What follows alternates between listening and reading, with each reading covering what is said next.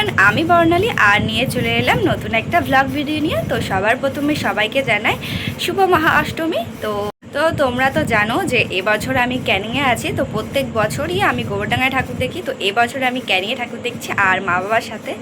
সেই জন্য কিন্তু রেডি হয়ে নিয়েছি। আর আজকে আমাকে কেমন লাগছে কমেন্টে জানি। তো আমাদের তো রাস্তাঘাট একদমই অন্ধকার, তো ভিডিও করা যাবে না। তো একবারে আমি রাস্তায় গিয়ে দেখা হচ্ছে। তো চলো আমার ভিডিও কিন্তু দেখতে থাকো। আর এই দেখো, আমরা কিন্তু টোটো করে রাস্তায় চলে এসেছি। তো প্রথমে এসেছিলাম আমরা 10 নম্বরের এখানে। আর এখানে কিন্তু অনেক বড় করে একটা মেলা বসে আছে, আর তার পাশেই মণ্ডপ ছিল। আর এরই পাশে ঠিক একটা বড় দেখে প্যান্ডেল ছিল। তো এই প্যান্ডেলটার মধ্যে আমরা চলে এসেছিলাম।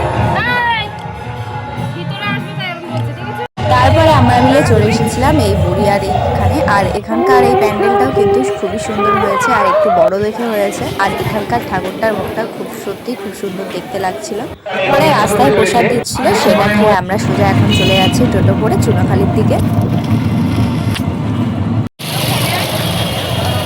আর এই চুনাখালীর রাস্তায় এত পরিমাণে ভিড় হয়ে গেছিল যে অর্ধেক রাস্তা আমাদের হেঁটে হেঁটেই আসতে হয়েছে। আর এই দেখো, আমরা কিন্তু দেখতে দেখতে চলে এসেছিলাম এই চুনাখালী। আর এখানকার প্যান্ডেলটা কিন্তু খুব সুন্দর হয়েছিল।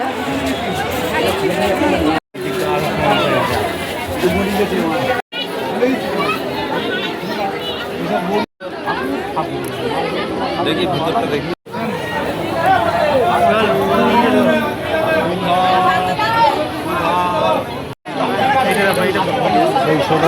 আর এখানে তো প্রচন্ড ভিড় ছিল, সেই জন্য বেশিক্ষণ দাঁড়াতেই পারিনি। তবুও আমি ছোটটা ভিডিও করেছি।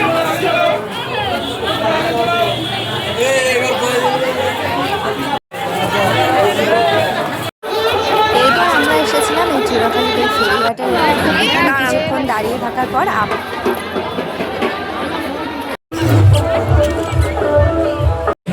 এবার কিন্তু আমরা চলে এসেছিলাম একটা মেলার এখানে। আর এখানে এসে প্রচন্ড পরিমাণে আমার তো খিদে পেয়ে গেছিলো, সেই জন্য একটা এগ রোল কিনে খেয়ে নিয়েছিলাম। দেন তারপর একটা আইসক্রিম খেলাম।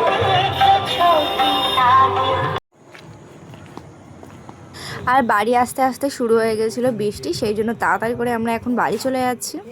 তো এখন কিন্তু আমরা বাড়ি চলে এসেছি, আর এখন প্রায় বেজে গেছে 11টা। তো ভিডিওটা ভালো লাগলে তোমরা একটা লাইক, কমেন্ট আর শেয়ার করতে কিন্তু একদমই বলো না।